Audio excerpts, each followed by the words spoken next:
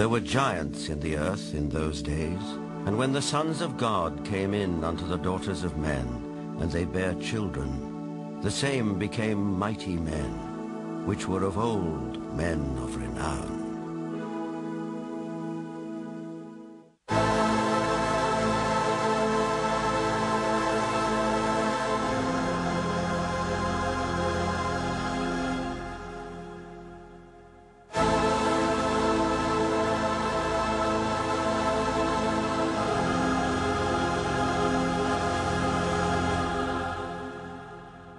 The Maya and Incas of South America believed a race of giants existed on Earth before the Great Flood. So did many other ancient civilizations. Some took them for gods, others left likenesses of them in stone or wrote about them in their histories. The Greeks and Romans told of blood falling from heaven and landing in the lap of the earth goddess Gaia, who gave birth to the Titans, a race of fearsome giants.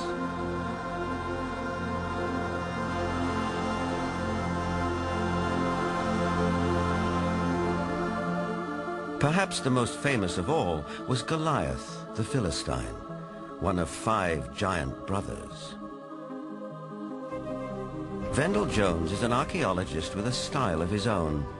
He spent a lifetime tracking down Goliath and the Ark of the Covenant, with which the Jewish holy book of the Midrash tells us the giant made off. Goliath thrashed his way through the Israeli soldiers, ran over and scooped the ark up on his shoulders, slew Pinchas and Hopha, and took the ark back to the camp of the Philistines. It was in this field, 15 miles southwest of present-day Jerusalem, that legend says Goliath was finally slain. Not by a giant warrior like himself, but by a puny boy, David, who, as this 9th century BC tablet indicates, would later become king of the Israelites. The spiral-shaped Gilgal Rephaim is situated in the Golan Heights, 50 miles from Damascus.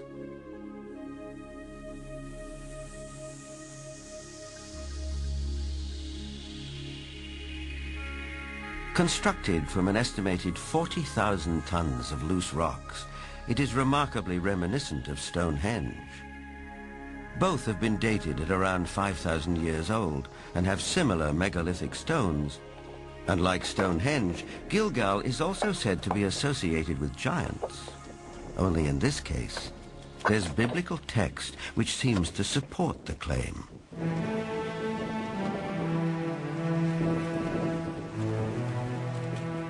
Israeli archaeologist Daniel Herman is investigating the newly opened grave. This is a tomb of someone obviously a very powerful man. Look at the size of the stone slabs used. This must have taken an enormous amount of time and effort to construct.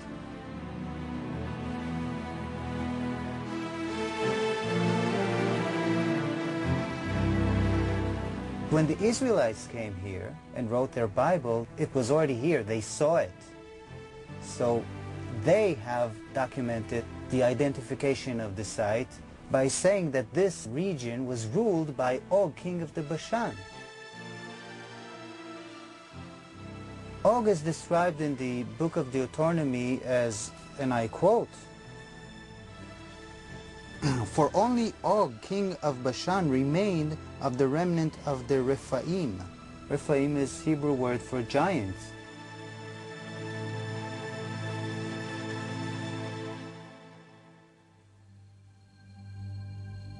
In Lebanon, 44 miles from Beirut, are the imposing ruins of Baalbek. There is mention of this place in the Old Testament's Book of Kings. Baalbek in particular is a very good example. That has the trilithon. Those are the largest stones in the world ever used for construction. They're so large we don't even know their actual weight. Those stones were somehow quarried, moved 5 miles, lifted 25, 30 feet in the air, and placed together so closely that you can't fit a razor blade or a piece of paper in between them. We have no idea how they did it. We don't have a crane in the world that can lift weights anywhere near what those things are. No one knows for sure, but according to Arab tradition, the earliest temples were built here after the Great Flood by a tribe of giants for the biblical king Nimrod.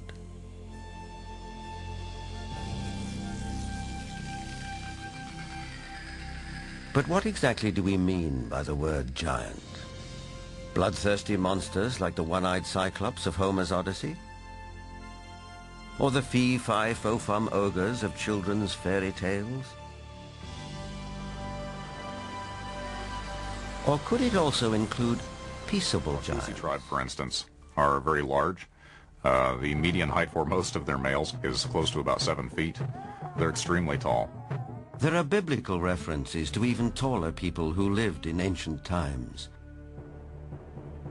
Rabbi Itzhak Mamostin of the Center of Jewish Studies in Vancouver, Canada.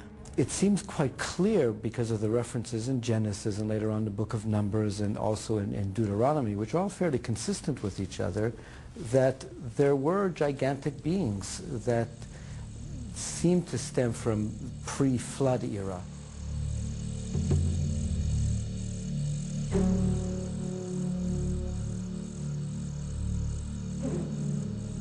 Is it possible that environmental conditions of past ages favored the development of giants? Certainly we know from fossil evidence that some species, like dinosaurs, grew many times larger than they do today. A supporter of this thought-provoking and controversial theory is Dr. Carl Bohr. Optimal genetic expression means the best that the organism has within the DNA is expressed because of favorable atmospheric conditions. Based on fossil evidence, trees like the California giant sequoia grew much larger than they do today. One theory explains this by proposing that environmental conditions in the distant past were more conducive to gigantic growth.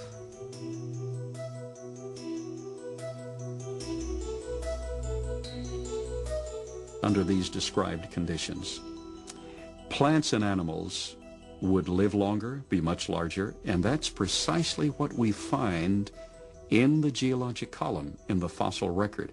Plants were much larger. All living systems were larger. We have animals that today have an 8 or 9 foot stature with a 16 to 20 foot stature. We have insects such as the dragonfly. Today, the dragonfly has perhaps a 4-inch wingspan. In the fossil record, his counterpart, Meganeuropsis, had up to a 5-foot wingspan. Everything was larger in the past. I'm of the opinion that under better atmospheric conditions, people were living not only longer, but they were taller, much taller. Giants and dinosaurs could not exist today as they did in the past because the atmospheric conditions simply will not permit it.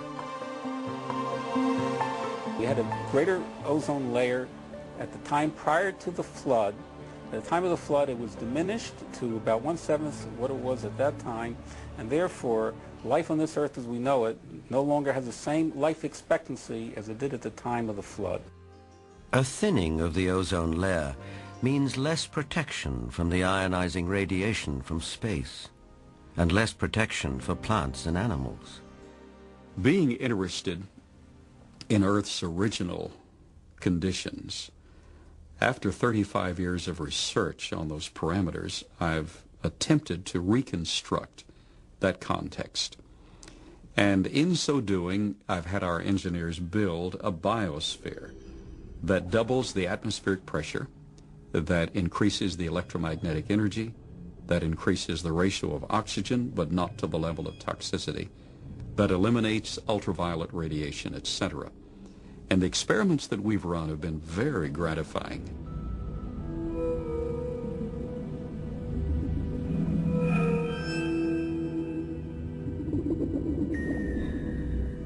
In our controlled scientific experiment, we have measured the effects of a pulsed electromagnetic field on biological systems.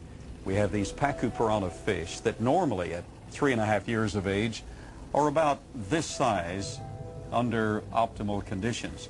Yet we have them now in excess of 20 inches, weighing just under 5 pounds each. Under these controlled conditions, we have succeeded in producing giantism at an accelerated rate. Taken at face value, the research looks persuasive, though it has not yet been replicated by other scientists.